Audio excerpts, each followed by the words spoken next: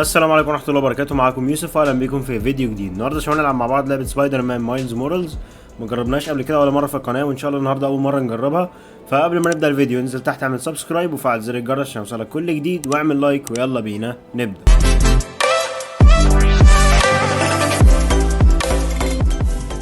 طبعا انا ما بداتش حاجه في اللعبه دي غير ان انا اتعلمت التحكمات بس، ومش كلها كمان، يعني ما عملتش ولا اي مهمه في اللعبه. فدلوقتي هنبدا مع بعض ونشوف هنعمل ايه.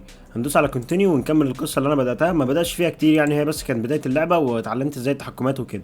طيب طبعا يا شباب احنا هنلعب بشخصيه مايلز، ومعاه اللي هو بيتر اللي هو سبايدر مان اللي كان اصلي في المدينه ديت، وبيعلم مايلز ازاي يكون سبايدر مان الجديد يعني. طبعا يا شباب الشرطه بتنقل مجرمين جوه الرافت ديت اللي انتوا شايفينها، وفي مجرمين كمان هربوا منها يعني احنا لازم اصلا ناخد المجرمين دول ونرجعهم مكانهم بدل ما هم هربوا كده والشرطه مش عارفه اصلا تمسكهم يعني. فاحنا دلوقتي بنحرس المكان عشان لو حصل اي حاجه من المجرم اللي جوه نعرف نسيطر عليه يعني. طبعا زي ما انتم شايفين الكابل اتقطع يا شباب، وبحاول امسكه بالشبكه بتاعتي بس مش ظابط يعني، وده كله اصلا سيناريو يعني، انا مش بتحكم اصلا.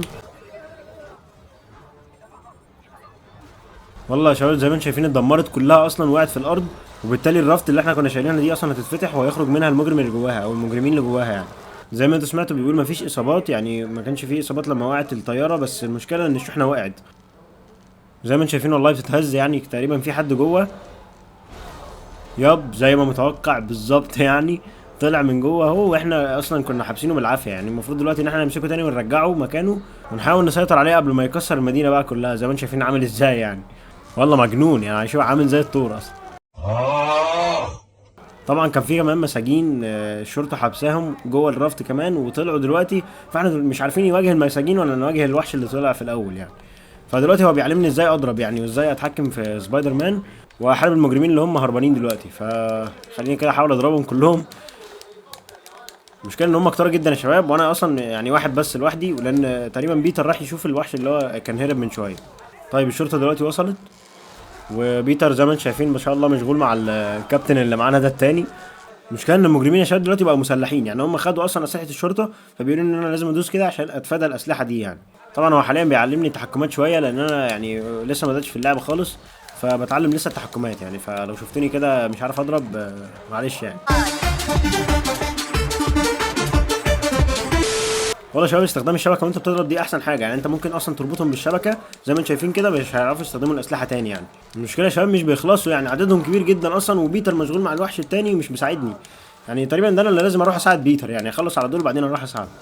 المشكله ان هم دلوقتي هيبداوا يسيطروا على المدينه ومسلحين ومعاهم اسلحه كتير، واخدوا العربيه يا شباب مش عارف رايحين بيها على فين، وبيتر بينادي عليا بيقول لي ان هو محتاج مساعده كمان يعني. هو والله شكله تقريبا معذبه، وبيتر اصلا مش مقصر فيه. فزي ما انتم شايفين ما شاء الله يعني عمال يكسر في كل حاجه ولا همه. دلوقتي المهمه اتحولت ان انا اساعد كمان بيتر، ونحاول نمسك بقى الوحش اللي هو ماشي ده.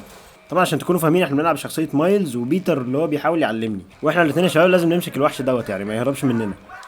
انا زي ما انتم شايفين اصلا عمال يهرب، وبيتر تقريبا واقف على ظهره ومش مقصر فيه خالص يعني، عمال يكسر في المدينه زي ما انتم شايفين. بحاول اجري وراه، وعشان انتوا كمان تكونوا عارفين ان في 2 سبايدر مان دلوقتي زي ما انتم شفتوا يعني. والله يا شباب ضربني وقعني في الارض، ودلوقتي ده سيناريو بصراحه مش بتحكم دلوقتي، فخلينا نشوف ايه اللي هيحصل كده.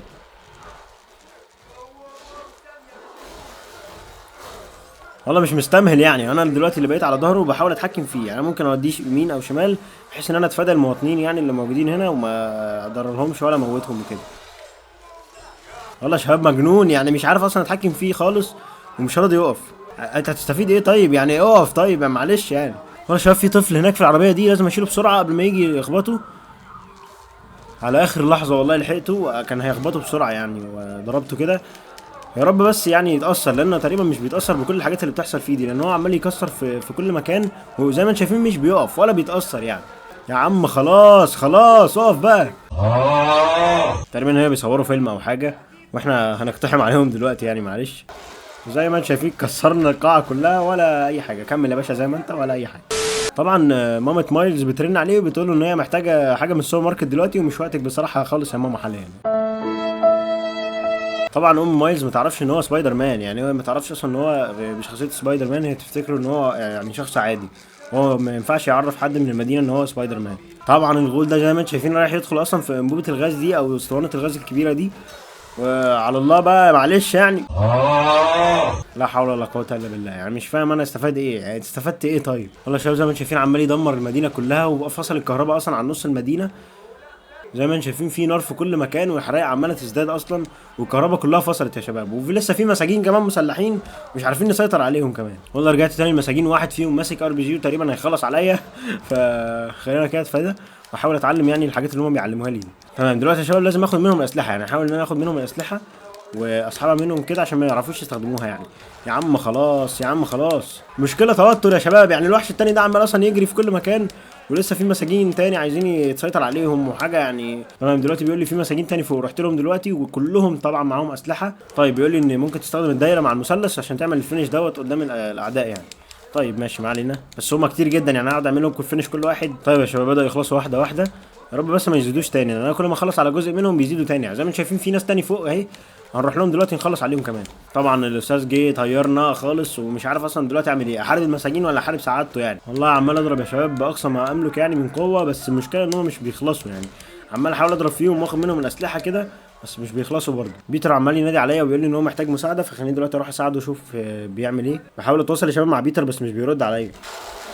بيتر خلاص رد اهو يا شباب، معلش يعني. بيتر انتهى زي ما انتم شايفين كده يعني، تقريبا المعلم بتاعنا ده قضى عليه خالص، ودلوقتي جاي الدور عليا انا يعني، وكمان خفيف دم يعني. بيقول لي سبايدر مان ده عطلان وعايز ابدله بواحد جديد، قصده عليا انا يعني. تمام دلوقتي يا شباب بحاول احارب الوحش، وطبعا زي ما انتم شايفين يعني صعب جدا ان انا اقتله، بس ان شاء الله اعرف يعني، لان القدره دي اتفعلت عندي وبقيت اقدر ان انا اضربه من غير ما ياثر في معلش عفوا. والله يا شباب من غير ما ياثر فيا ايه ده يعني، تقريبا هيموتني انا كمان، ومش عارف ازاي اهرب منه بصراحه. التحكم صعب جدا يعني، ومش عارف ازاي اهرب منه خالص. مش كده يا شباب ضربه منه يعني بتنقصني نص دمي تقريبا، وضرباتها انا مش بتاثر فيه خالص يعني. طيب زي ما انتم شايفين دلوقتي القدره اتفعلت، ودلوقتي اقدر اضربه بقى يعني. هو لما القدره دي بتتفعل بقدر اضربه شويه ويحصل له دامج شويه يعني، بس المشكله ان هو بيرجع تاني وبيمرمطني وبيمسح بيها الارض يعني. يا ساتر يا رب. تمام دلوقتي يا شباب فعلت القدره، بيقول ان انا ممكن استخدم الدايره مع المثلث عشان اعمل القدره دي احسن يعني. المشكله يا شباب حتى بعد القدره مش بيتاثر يعني، مش عارف اصلا ازاي اموته ده، والله شكلها الحلقه كلها تبقى عليه يعني، مش عارف اصلا ازاي اموته. طيب دلوقتي القدره رجعت تاني وخليني اضربه شويه كده شوف لو هيتاثر ولا مش هيتاثر يعني. انا اصلا مش عارف فين دمه يعني، مش ظاهر لي اصلا دمه على الشاشه، مش عارف اذا كان بيتاثر ولا لا، بس هو تقريبا مش بيتاثر يعني معلش.